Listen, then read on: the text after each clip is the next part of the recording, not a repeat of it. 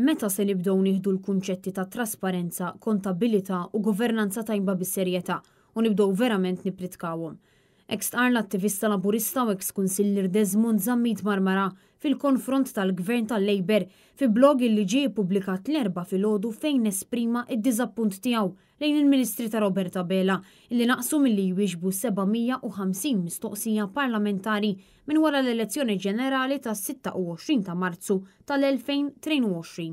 Informazzjoni provduta mill-Speaker tal-Parlament Angelo Farrugia żvelat illi l-Ministri naqsu milli jwieġbu xejn anqas minn 750 domanda parlamentari.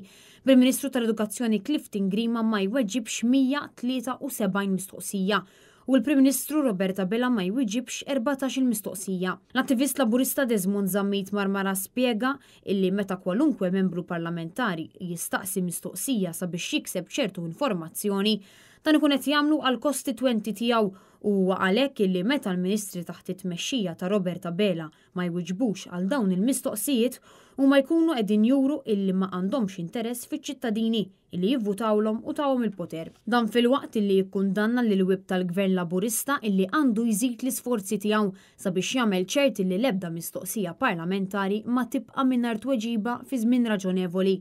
Fil-blog tiegħu Zammit Marmara tenna illi hemm bżonn kruċjali illi l-Gvern tal-Labor jimmira li jwieġeb il-mistoqsijiet parlamentari kollha għaliex dan fi kliemu huwa dmir sagrosant ta' kull Ministru.